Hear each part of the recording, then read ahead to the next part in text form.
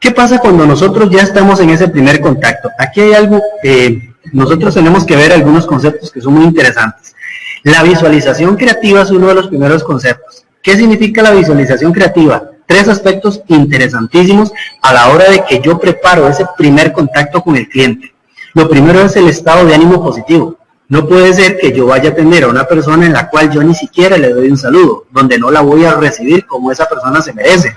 La persona me está colaborando, me está haciendo el favor de comprar mi producto o el bien o el servicio en mi punto de venta, pudiendo ir a otros lugares. Entonces, ese estado de ánimo positivo tiene que reflejarse en mi rostro, ¿verdad?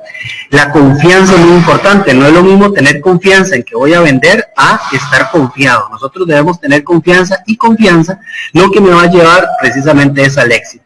¿Al éxito de qué? Al éxito de concretar ventas.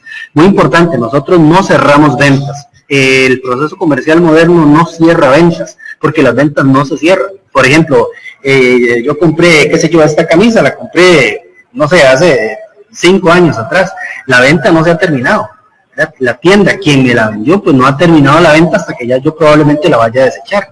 Pero entonces, la venta no termina, no se cierra. La venta, lo que hacemos es que la concretamos. Y el éxito no siempre, el éxito es concretar ventas. ¿Cuál es el éxito? El éxito es una buena asesoría, detectando deseos o necesidades.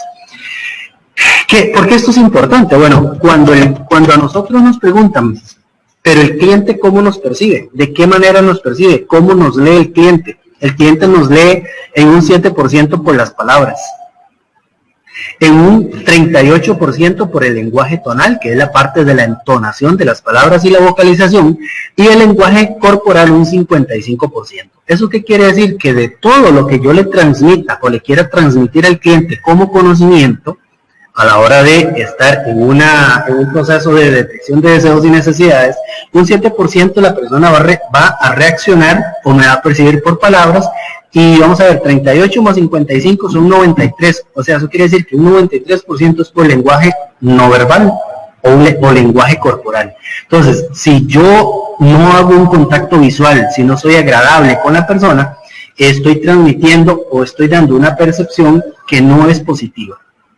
Entonces es importantísimo, no solamente las palabras, sino cómo lo digo y la forma en la que yo estoy expresando el lenguaje a través de mi cuerpo, ¿verdad? Ahorita que nosotros andamos con las famosas cubrebocas, ¿verdad? Es un poco ya más difícil, o si las mascarillas, es un poco más difícil detectar ese lenguaje no verbal, digamos en la parte de la nariz, la boca, porque al estar así, pues es un poco más difícil, ¿verdad? O sea, a veces personas que nosotros no conocemos, o más bien que conocemos, apenas le vemos que los ojos y la frente un poquitito y apenas medio lo reconocemos, ¿verdad? Pero también está mucho en cómo las personas dicen las cosas. Por ejemplo, muchas gracias, doña María, gracias por venir, ¿se la atendió de buena manera? Sí. Sí, no es lo mismo que sí, don Cristian, sí, vieras que bien me atendieron, muchísimas gracias, muy amable. ¿Verdad? Ya, vean que prácticamente son las mismas palabras, pero el tono, como yo estoy diciendo, las oraciones o las palabras, en este caso, varían. Entonces, esto es súper importante de manejar lo que es la relación.